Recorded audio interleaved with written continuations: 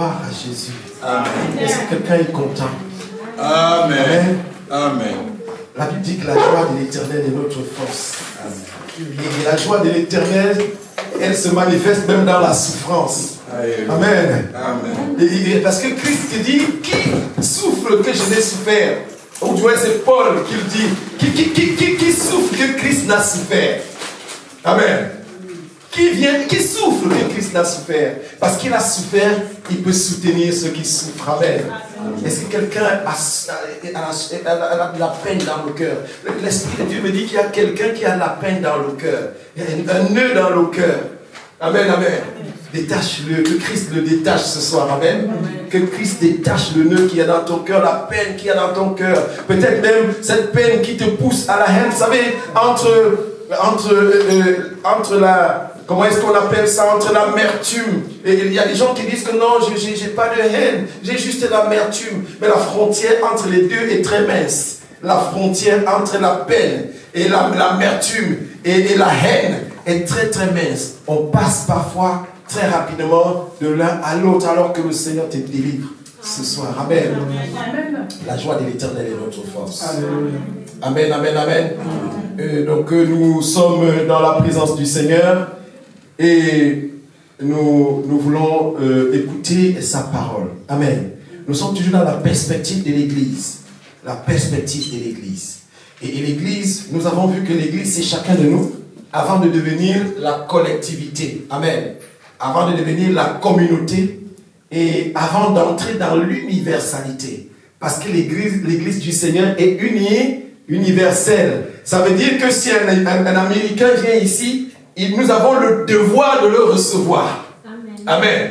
Bon, un Américain, c'est encore très beau. Si un Afghan vient ici, nous avons le devoir de le recevoir. Amen. Parce que c'est la maison du Seigneur. La Bible dit que Dieu a tant aimé le monde. Amen. Il n'a pas seulement aimé l'Europe, il n'a pas seulement aimé l'Amérique, il n'a pas seulement aimé le Congo, il n'a pas seulement aimé le Gabon. Non, il aimé le monde entier. Dieu a tant aimé le monde. Jean 3,16, ce verset qui nous est cher à notre cœur lorsque nous allons évangéliser. Car Dieu a tant aimé le monde qu'il a donné son Fils Jésus-Christ afin que quiconque croit en lui ne périsse point, mais qu'il reçoive la vie éternelle. Et cette vie éternelle n'est qu'en Jésus. Et j'aime beaucoup le pasteur Samuel que nous voulons saluer chaleureusement ce soir en lui disant que nous l'aimons, qu'il dit que en réalité la vie éternelle pour les chrétiens, ça a commencé maintenant. C'est pas quand nous allons mourir. Quand nous allons mourir, quant à cette vie, en fait ce sera une transition, juste une continuité dans la vie éternelle. Et dans notre vie éternelle, nous devons l'avoir commencé déjà. Si Christ est réellement en nous, amen, nous avons commencé la vie éternelle. Et donc, nous avons défini la semaine dernière, dimanche dernier, les conditions d'une chrétienté personnelle. Avant de rentrer dans la communauté, avant de rentrer dans l'église comme corps. Amen, amen, amen. Parce que vous savez, l'église va grandir. Nous avons donné le thème de la semaine dernière, mieux comprendre l'église de Jésus-Christ pour un nouveau départ. Parce qu'il faut que nous allions de l'avant et que nous prenions des forces nouvelles. Un nouveau départ après tout ce qui nous était arrivé. Amen, amen, amen. Après tout ce qui nous est arrivé. Il nous est arrivé des choses. Et pour quelqu'un qui a des notions sur l'église, il se demande, est-ce que j'étais vraiment dans une église? Mais en réalité, il faut que celui qui va entrer ici dans le futur, qu'il se rende compte qu'il est réellement dans une église. Parce que nous épousons la configuration originelle de l'église de Jésus-Christ. Et une église, nous avons vu que l'église c'est tout rassemblement. Mais quant à nous, nous sommes l'église de Jésus-Christ, une église dont Jésus-Christ est la tête et dont nous sommes le corps. Amen, amen, amen. Et nous avons dit aussi que lorsqu'on vient ici, ce n'est pas pour essayer de dépasser quelqu'un. L'épaule ne peut pas dépasser la tête. Amen, amen. Le pied, si vous voyez un pied à la place de l'épaule, c'est quelque chose, ce n'est pas un homme, c'est un monstre. Amen. Et l'église de Christ n'est pas monstrueuse. Non. L'église de Christ est bien, la Bible dit que c'est tout un ensemble bien coordonné. Un ensemble bien coordonné. Et cet ensemble-là commence d'abord dans ton cœur, dans mon cœur. Je suis bien coordonné parce que j'ai reçu Jésus. J'ai reçu, en recevant Jésus, j'ai reçu le Saint-Esprit. Et en recevant le Saint-Esprit, il a répandu l'amour dans mon cœur. Comme le verset, je vais emprunter le verset de l'évangéliste, le verset de Romains chapitre 5 au verset 5. Il a répandu son amour dans mon cœur. Et cet amour a commencé à germer. Amen. Il a germé, il a commencé à fleurir et il faut que la récolte tienne la promesse des fleurs. Vous entendez souvent, la récolte n'a pas tenu la promesse des fleurs. C'est-à-dire que ça a toujours fleuri, mais quand on attendait la récolte, il n'y avait rien. Il n'y a eu que des fleurs. Mais nous voulons des récoltes, il part donc du fruit. Amen. Il n'y a que les fleurs qui ont fleuri, l'amour de Dieu qui a été répandu dans nos cœurs et qui a fleuri, produisent un fruit. Ce fruit, c'est l'amour. Quelque chose de commun à tous les chrétiens. Quelque chose de commun à tous les chrétiens. Et ça va être la base de notre assemblée. Amen. Parce que cette base-là, c'est le fondement des apôtres. Amen, amen, amen. Dans le livre de Actes chapitre 2, il nous parle de la persévérance. Ils persévéraient dans l'enseignement des apôtres, dans la communion fraternelle, dans la fraction du pain et dans la prière. Amen. Ils persévéraient dans toutes ces choses.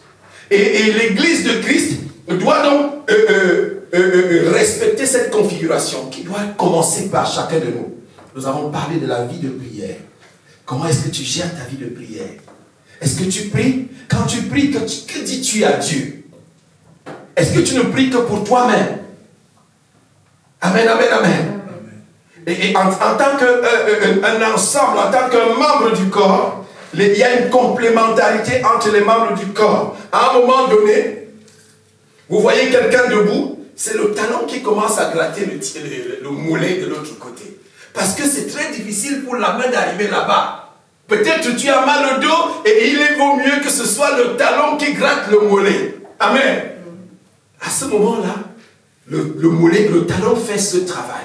Et parfois, vous voyez, c'est le genou qui gratte l'autre genou. L'autre genou, en fait, c'est cette complémentarité-là. Cette complémentarité. Lorsque les mains sont occupées, vous voyez, c'est le dos de la main qui gratte le côté comme ça. Le dos de la main qui, visiblement, n'a aucun rôle, pourtant. Visiblement, n'a aucun rôle. Donc, les rôles sont complémentaires. La Bible dit donc, nous allons lire ce soir, dans le livre de Psaume chapitre 133, et nous allons rentrer dans la marche du corps, parce que nous avons dit que l'Église est un corps. Et un corps, ça marche. Quand l'Église de Jésus-Christ est vivante. Amen, nous avons dit aussi. Et si elle est vivante, il faut qu'elle soit en mouvement. Et dans cette dynamique de mouvement, c'est d'avancer et de ne jamais reculer. Moi, je veux avancer, jamais reculer. L'Église va avancer, et jamais reculer. L'Église de Jésus-Christ. Avancer, aller de l'avant. Et où est-ce qu'on va? Nous allons vers le grand rendez-vous, qui est l'enlèvement. Amen. Et vous, bien-aimés, l'enlèvement ne se passera pas pour chacun. Non. Même pour ceux qui sont morts hier, la Bible dit que nous n'allons pas les dévancer. Ils vont ressusciter premièrement. Et puis ensemble, nous qui serons trouvés dans la foi, c'est-à-dire dans la configuration de l'Église. Il ne dit pas vous qui serez trouvés dans l'Église. Il dit nous qui serons trouvés dans la foi, c'est-à-dire dans la configuration de l'Église. Et c'est pour ça que j'ai souvent vu des films dessus, des vidéogrammes comme ça, où le pasteur est en train de prêcher, et les gens s'envolent, ils disparaissent. Et il reste certains comme ça qui se regardent. Ah, vous étiez dans une église sans être de l'église. Il faut appartenir à l'église. Le lien d'appartenance. Est-ce que j'appartiens à Jésus? Est-ce que j'appartiens à l'église de Jésus? Et cette église-là est une église qui va en mouvement. Et dans cette dynamique de mouvement, il faut donc qu'elle se porte bien. Amen, amen, amen. La marche avec Dieu.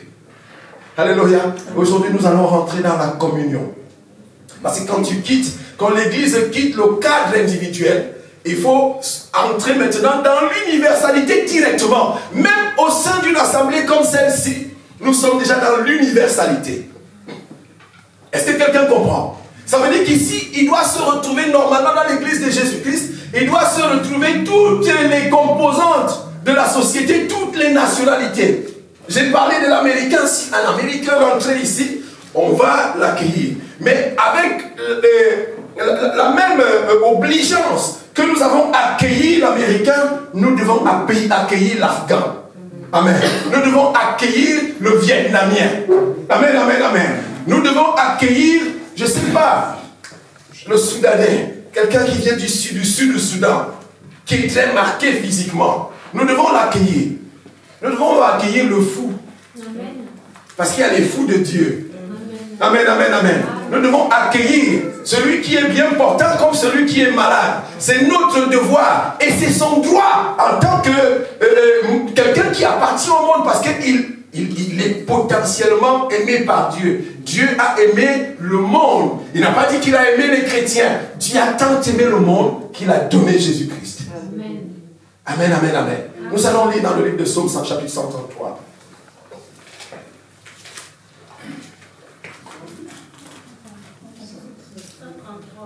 Psaume 133. Cantique des degrés de David. Voici, ô, qu'il est agréable, qu'il est doux pour deux frères de demeurer ensemble.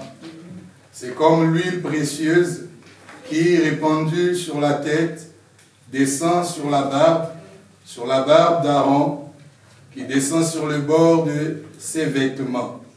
C'est comme la rosée de l'Hermon qui descend sur le montagne de Sion, car c'est là que l'Éternel envoie la bénédiction, la vie pour l'éternité. Amen, amen, amen. Amen. La communauté, la communion fraternelle. La communion fraternelle ne peut s'expérimenter que quand on rentre dans la communauté, dans l'église, au corps. Amen. Vous savez, si on prend un bras, on le coupe, on le met là-bas dans une glacière pour faire une greffe, et là, le bras ne peut pas parler de communion avec le corps. Là, le bras est détaché. Il est là-bas et il court un risque. Le risque, c'est la nécrose. Il peut se nécroser. Il peut mourir. En sorte que quand on veut même le greffer au corps, il ne sert plus à rien. Parce qu'il est resté trop longtemps là-bas détaché du corps. Amen. Amen. Et c'est pour ça que c'est nécessaire de ne pas, même s'il y a des gens qui disent non, moi vraiment j'arrange ma relation avec Dieu, les églises, je n'en veux plus, je suis sur Internet. Internet c'est bien.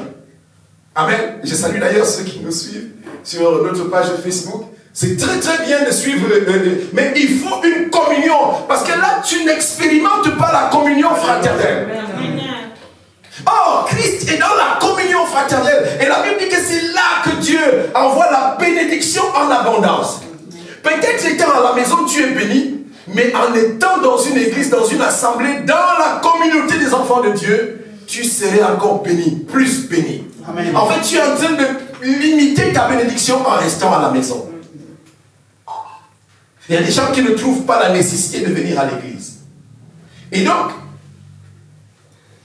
l'église, le corps de Christ, est un ensemble. Nous avons vu que c'était un ensemble qui formait un édifice bien coordonné. Et cet édifice, nous avons vu que Christ a été donné comme la tête, la pierre angulaire comme le fondement, la première pierre. Parce qu'il a dit que tu es pierre, et sur cette pierre, je vais bâtir mon église. Tu es Samuel, et sur ce Samuel, je vais bâtir mon église.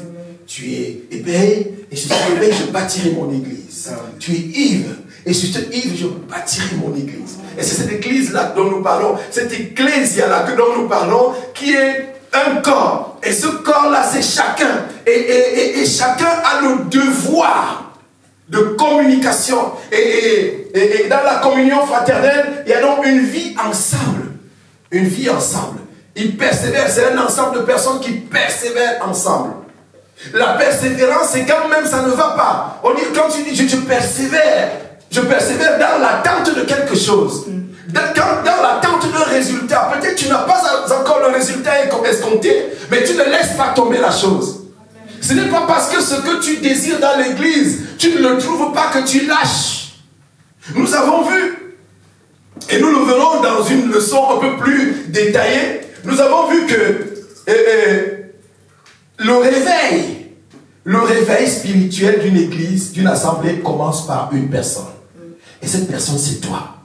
Amen. Amen, amen. Amen. Et il y a des gens, parfois, ils viennent dans l'église, ils disent non, ce n'est pas vivant. Mais apporte la vie. Amen. Apporte ça. Parce que quand tu es bouillant à la maison, et que tu apportes ta touche à l'église, on sent qu'il y a quelque chose. C'est comme si on avait branché un appareil, il y a des appareils comme ça, il ne fait aucun bruit.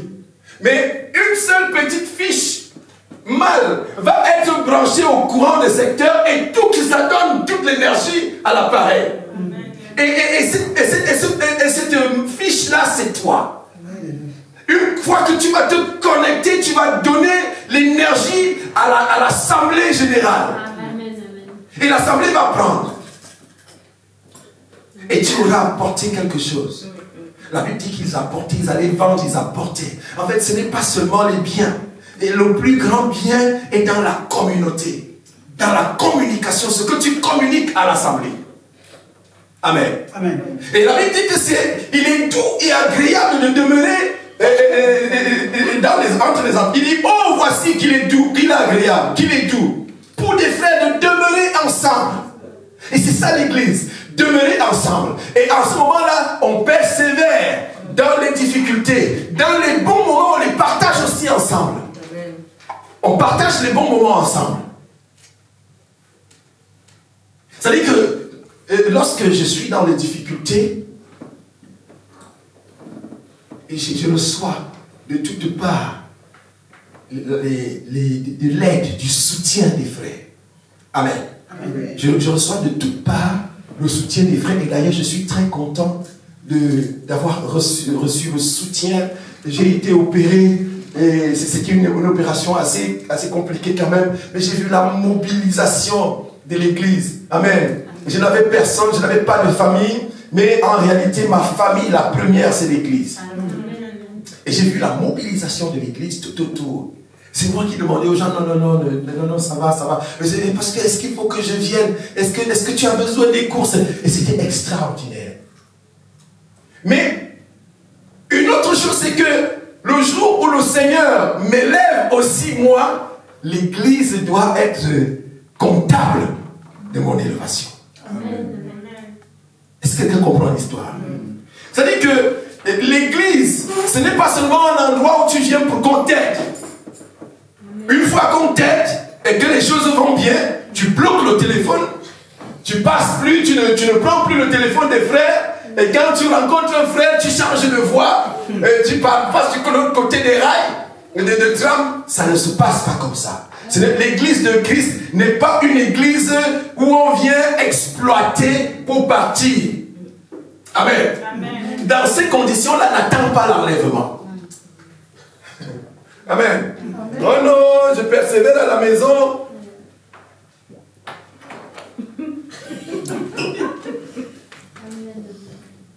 Ah oui, j'en ai, frère. J'en ai. Merci beaucoup. Merci beaucoup. Merci pour tout. Et donc, dans ce cas, n'attends pas l'enlèvement. Amen.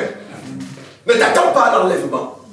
L'église de Jésus-Christ sera enlevée ensemble. C'est pour ça que nous allons même attendre ceux qui sont morts dans le Seigneur. Et si nous devons attendre ceux qui sont morts, toi qui ne veux rien faire avec les autres. Vous savez, il y a des gens qui entrent à l'église, ils entrent comme ça. Il va s'asseoir, quand c'est fini, il ressort. Non. Tu dois participer à la communion fraternelle. Alléluia. Tu dois t'approcher d'un frère, d'une soeur. Il doit se sentir aimé. Peut-être qu'il y a des gens qui sont restés seuls. Moi, j'ai connu la haine de mes frères, même de mes frères du terrain. J'ai connu la haine de mes frères. Une haine injustifiée. Quand tu demandes à quelqu'un, mais qu'est-ce que tu me reproches, il a de la peine à te dire. Mais il te hait seulement. Il dit que tu es mauvais.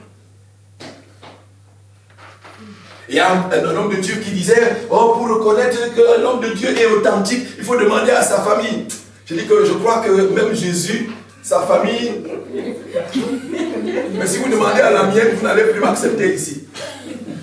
Quand ils vont vous dire des choses qu'ils me reprochent, certains m'ont reproché, bon, beaucoup sont maintenant dans le Seigneur. J'ai béni le Seigneur parce qu'il y a 22 ans, 23 ans en arrière, quand le Seigneur m'a permis de construire la première église. D'ailleurs, je n'avais pas construit parce que je voulais. Le Seigneur m'avait poussé comme ça à la construire de mes propres mains. J'étais encore jeune. Et à ce moment-là, c'était un problème. Là, c'était dans le carré familial et les frères dans la chair ne voulaient pas que je fasse l'église là. Et ils ne m'ont pas aidé et j'ai construit l'église tout seul. Mais il y a un bénéfice derrière. Parce que vous savez, je suis arrivé en France, je vous ai dit tout à l'heure que je suis arrivé sans payer je n'avais pas payé 100 €. J'avais payé moins de 100 €, mais arrivé en France, je n'ai jamais dormi dehors. Amen. Et j'ai toujours dormi dans de jolis endroits. Amen. Pourquoi? Parce que j'avais construit la maison du Seigneur quand je n'avais même pas la mienne. Amen. Je n'avais pas de maison, je n'avais rien, mais j'ai construit d'abord la maison du Seigneur. Amen. Extraordinaire. Et le Seigneur, c'est après que je réalise que le Seigneur m'a dit, attends, puisque tu as commencé par moi, tu ne dormiras jamais dehors. Même quand j'ai eu des problèmes, même ici à Nice où j'ai eu des problèmes, je me suis retrouvé dehors du jour au lendemain de chez moi. Je n'ai jamais dormi dehors. Amen.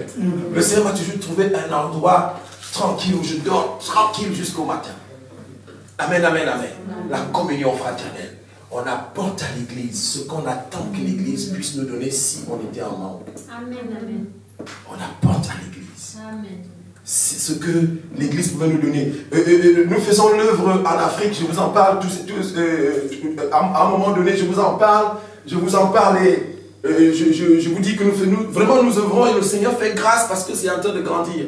Et il est arrivé dans les missions en plein Covid où le Seigneur nous a donné des missions à faire. Où le Seigneur te dit, voilà, tu vas faire ceci. Bien aimé, j'avais ma fille qui avait eu une licence professionnelle à cette période-là. Elle devait faire son master. Je n'ai pas payé son master. Amen. J'ai fait l'œuvre de Dieu. Et vous savez, le résultat, c'est que Dieu nous a donné quelque chose d'extraordinaire. Elle devait faire le concours de l'IRIC. L'IRIC, c'est l'Institut des Relations Internationales du Cameroun. C'est là où on sort diplomate et tout. Elle devait faire ce concours. Et la filière qu'elle avait choisie, c'est une filière assez difficile. Banque, monnaie, finance internationale. Et elle devait faire ce concours. Et elle me dit, papa, celui qui reçoit les dossiers m'a dit de changer de filière parce que ça, c'est une filière dure. C'est pour les fils des... que ton père est... Amen, amen. Elle me dit, papa, tu n'as pas d'argent. Je lui dis, Jésus a tout payé. Amen. Jésus a payé même pour ça. Amen.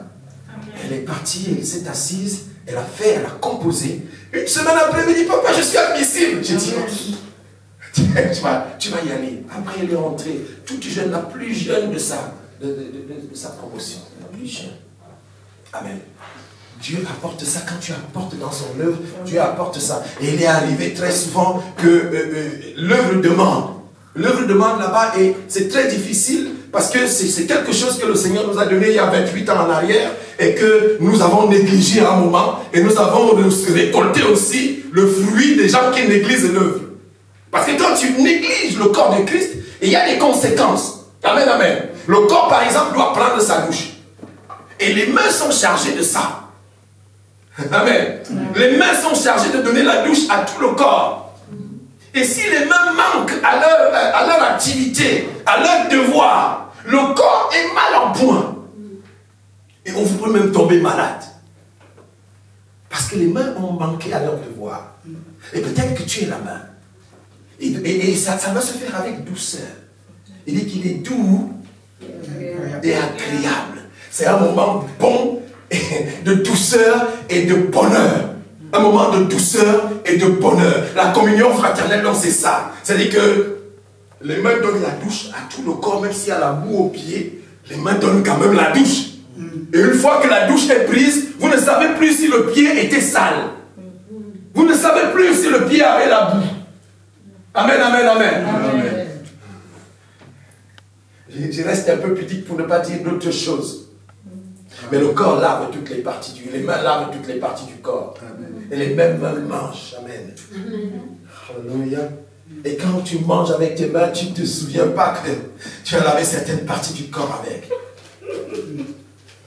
Je reste pudique encore. C'est pour vous dire que c'est tout. Quand tu manges, tu as l'appétit de manger. Mais tu ne réalises pas là que tu viens de te donner toutes les mains, là, viennent de donner la douche à l'ensemble du corps.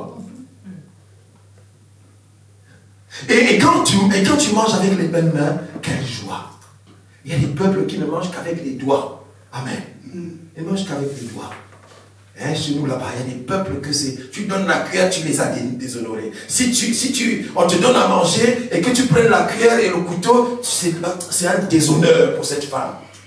Amen. Le foufou, normalement, c'est avec les mains. Amen, amen, amen. Alors, que tu fais avec tes mains? Qu'est-ce que tu fais de tes mains? Amen. Le Seigneur, c'est la communion fraternelle. C'est donc un ensemble bien coordonné. Et la grande joie et la bonne nouvelle que je vais t'annoncer ici, c'est que celui qui est la tête de cet ensemble, c'est Christ. Et c'est lui qui donne la direction. C'est la tête qui donne la direction. Même le fou, c'est ce qui passe dans sa tête qui fait faire le corps. Et vous trouvez parfois le fou, il est couché dans une poubelle. La tête qui a pensé comme ça. C'est la tête qui a pensé comme ça. C'est ça ou pas? Et ici, la bonne nouvelle, c'est que la tête qui nous donne la direction, c'est le Seigneur lui-même. Elle est Dieu. Amen. C'est elle qui nous a fait la Bible. Que tu crois ou que tu ne crois pas, c'est Jésus-Christ qui t'a créé. Amen. Amen. La Bible dit que toutes choses ont été créées par lui et en lui. Jésus-Christ de Nazareth. Que tu le veuilles ou pas, même ceux qui ne veulent pas l'accepter, ceux qui disent qu'eux ils ne croient pas, ils sont athées. Athées quand même. T'es quand même la créature de Dieu. Créée par Jésus-Christ parce que c'était comme ça. Amen, amen, amen. Et cette tête qui donne la direction, c'est celle-là que quand tu humilies un frère, c'est la tête.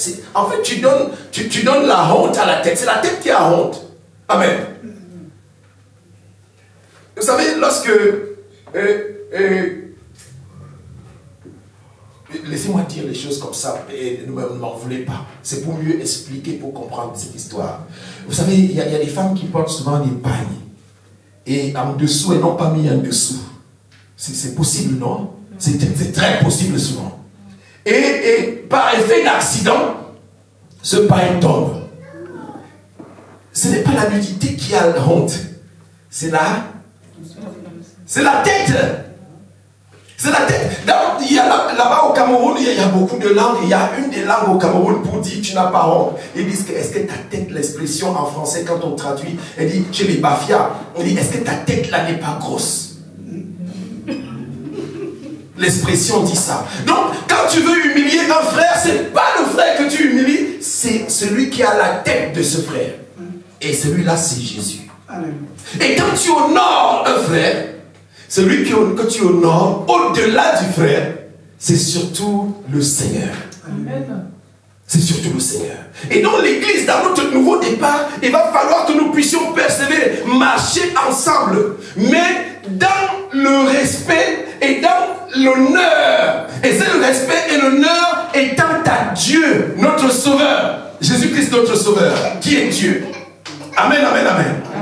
Alors, quand tu honores l'Église, en réalité, c'est la tête que tu honores. Vous savez, si j'ai une belle chaussure, c'est dans ma tête que ça se passe. Les pieds s'en foutent. Si je marche même nu-pied, les pieds vont quand même marcher. Mais en marchant nu-pied, c'est toujours dans ma tête que ça se passe. C'est ça ou pas? Alléluia. C'est dans la tête que ça se passe. Donc, tout ce que nous voulons faire au corps, celui qui tire gloire, c'est la tête. Celui qui a le déshonneur, c'est la tête. Alléluia. Et c'est donc en réalité, si nous prenons conscience que la tête, c'est pour ça que Christ est la tête. Ce n'est pas le pasteur Samuel la tête, parce que si c'était le pasteur Samuel la tête, on peut même le gifler et Bon, on lui dit, si tu dis à quelqu'un, tu vas nous sentir. Et ne dis pas. Parce que on est costaud. Amen. Mais qui giflera Christ? Qui fera ça? Amen. Normalement, quand je vais poser cet acte ignoble que d'autres sont parvenus à poser dans l'église du Seigneur, d'en venir aux mains, ce n'est pas le pasteur que je déshonore, ce n'est pas à lui que je donne les coups, mais c'est au Seigneur.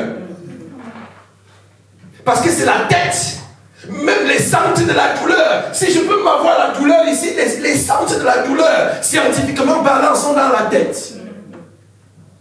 C'est ça ou pas? Donc Christ est le centre de l'église. Il n'est pas seulement une tête comme ça, comme une tête de mule. Et même la tête de mule contrôle le corps de la mule. C'est ça ou pas? Il est doux et agréable pour les frères de demeurer ensemble. Amen. Amen. Et dans notre nouvelle dynamique, nous devons marcher et nous devons veiller à ce que tout le corps se porte bien. Parce que dans la marche, l'ensemble doit être bien coordonné. Vous savez, quand quelqu'un a mal au pied, comme le pasteur, il peut vous le dire parce qu'il a connu l'expérience tout récemment, il s'était blessé. Vous savez, vous boitez parce que vous ne pouvez pas prendre appui correctement ici. Vous ne pouvez pas prendre appui ici et donc vous boitez de ce côté. Et si vous marchez comme ça une semaine, la compensation fait que vous avez mal au dos. Vous commencez à avoir mal à l'autre pied aussi. Pourquoi? Seulement parce que l'autre pied ne va pas bien. Alors ce qu'il y a lieu de faire, c'est que très rapidement, il faut redonner l'autonomie à l'autre pied. L'autonomie à l'autre pied. Donc l'autonomie du corps. Chaque membre étant autonome, pouvant faire très en temps et en heure ce qu'il devrait faire pour la bonne conduite du corps. Beaucoup de gens ont le nerf sciatique. Parfois, il vous attrape seulement un orteil. Parfois, c'est seulement un orteil qui vous attrape. Et tout le corps est mal. Pourtant, c'est juste le petit orteil. Vous ne pouvez pas marcher correctement. Pourtant, ce n'est qu'un petit orteil. Vous pouvez dire, oh non, on néglige le petit orteil. Mais à cause de lui, tout le corps, tout le monde qui vous voit en route sait que vous n'êtes pas bien. On va te demander, frère, c'est quoi? Il dit que c'est l'orteil. Ah, c'est l'orteil et puis tu es comme ça. Amen. Amen. Il faut que nous prenions donc conscience que nous sommes un corps. Amen. Et que chacun est un membre actif de ce corps. Amen. Et que Christ est la tête de ce corps. Et que ça doit être des moments de joie et de bonheur d'être ensemble. Amen. Vous savez, il arrive qu'un corps soit blessé. Un corps soit blessé et la blessure engendre une infection. Et cette infection engendre une infection générale. Amen. Une septicémie. À cause d'une petite blessure qu'on n'a pas soignée correctement. Et la blessure peut être sur le frère. Amen. Et on oublie que lorsqu'on va négliger la blessure sur le pied, la septicémie va monter dans tout le corps. Et tout le corps, on peut même mourir de ça. Le corps peut mourir. Amen. La cessation de la vie. Une église morte. À cause d'un frère qu'on a négligé et qui a empoisonné l'église. Amen. Donc dans la vie de prière, la vie de prière a ici le devoir de traiter le corps. Parce que c'est donc à travers la prière qu'on résout les problèmes. Amen. Amen. La prière. C'est à travers la prière. Et il y avait Jésus-Christ a envoyé ses disciples et ils sont venus lui dire que non, les démons nous ont résisté. Il leur a dit quoi? Ce type de démons-là ne peut être chassé que par la prière et par le jeûne. La prière et le jeûne. Amen. Lorsque quelqu'un est mal en point, lorsque quelqu'un ne se porte pas bien, on doit le porter premièrement dans la prière. Premièrement dans la prière. Amen, amen, amen. Amen.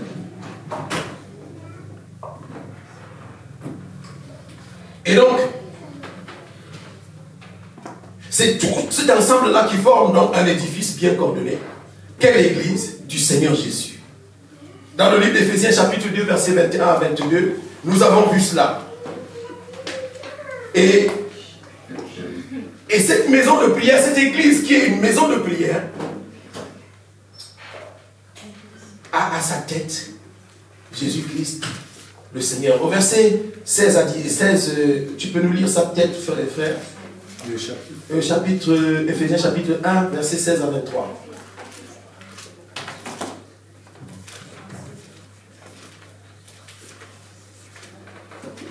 Éphésiens 1, 16 à 23. S'il te plaît.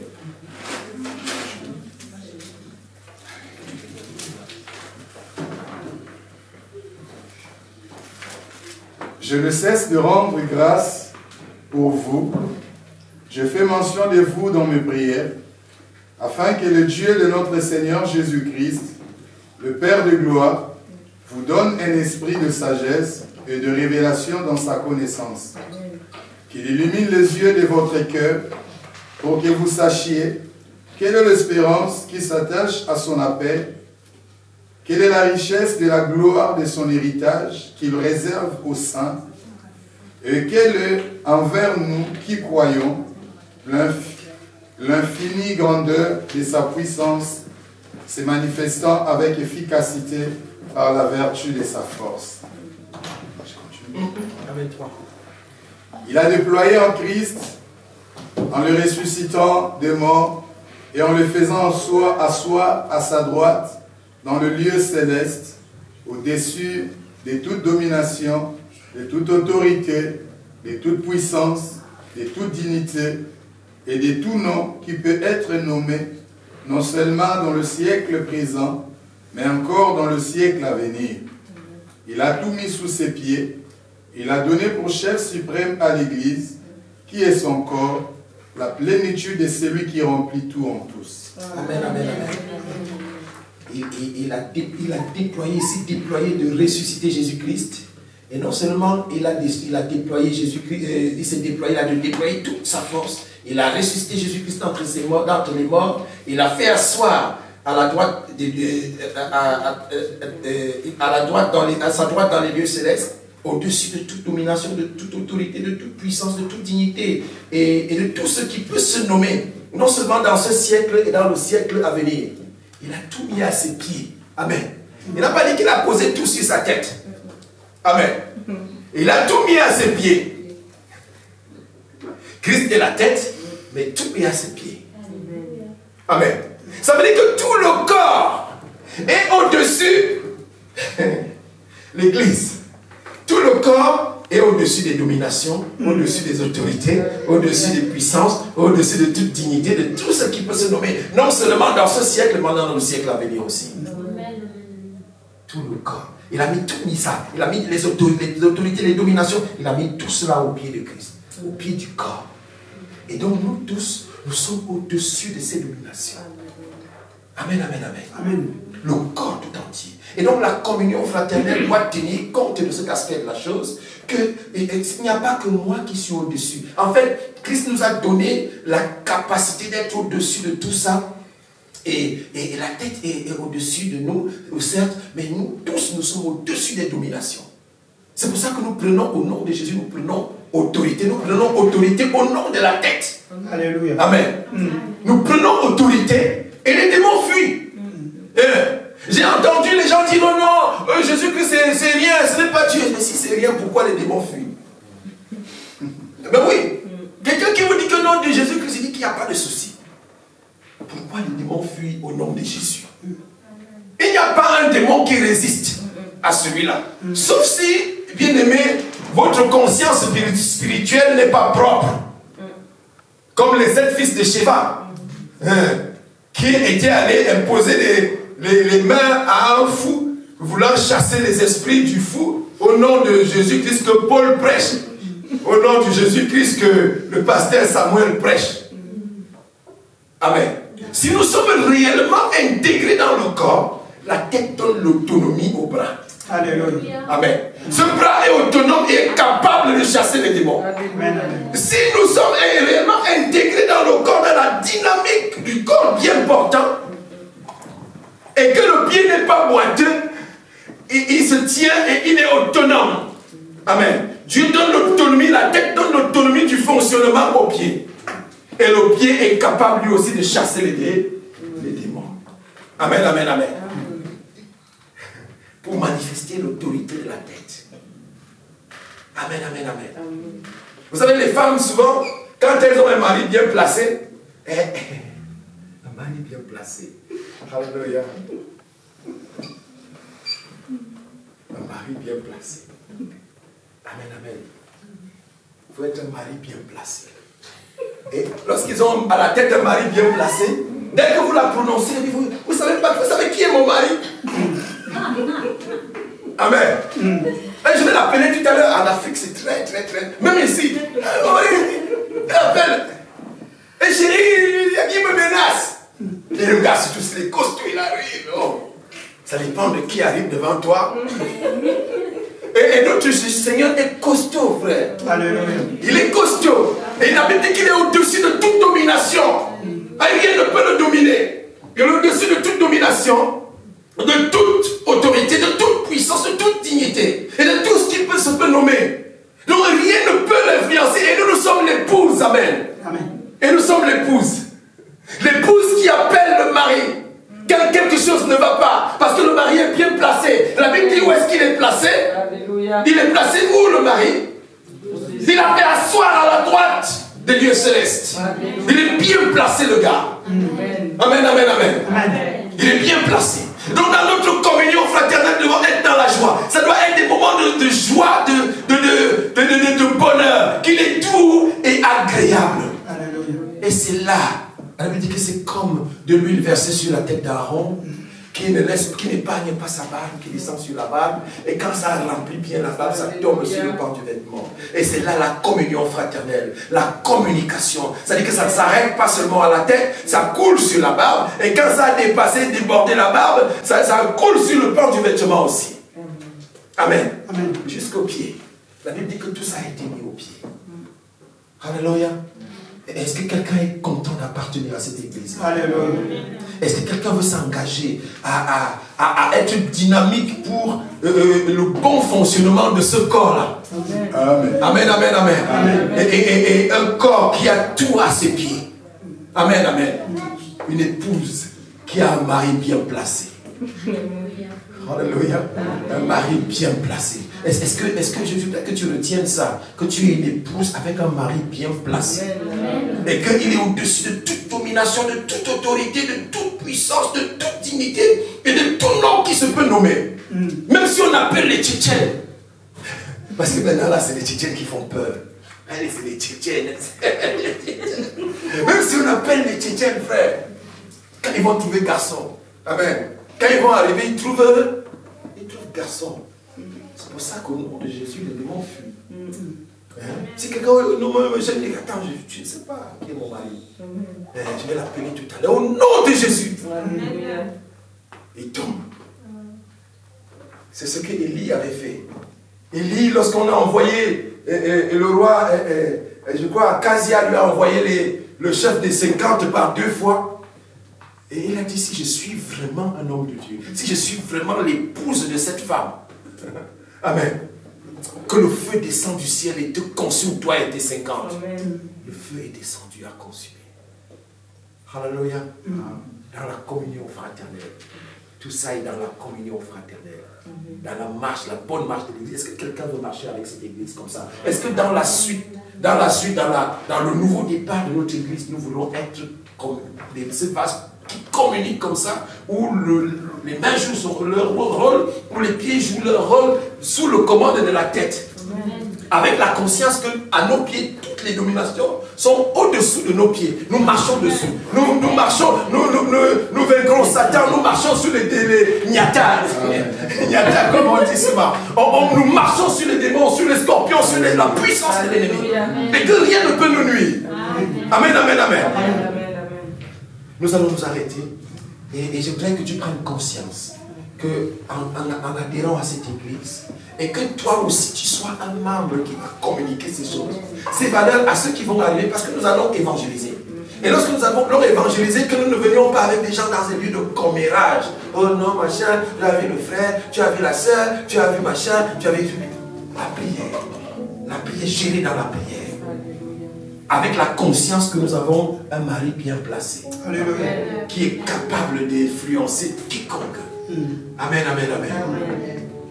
Gloire à Jésus. J'ai soif de ta présence, divin chef de ma foi. Mon mari bien placé. Dans ma faiblesse immense.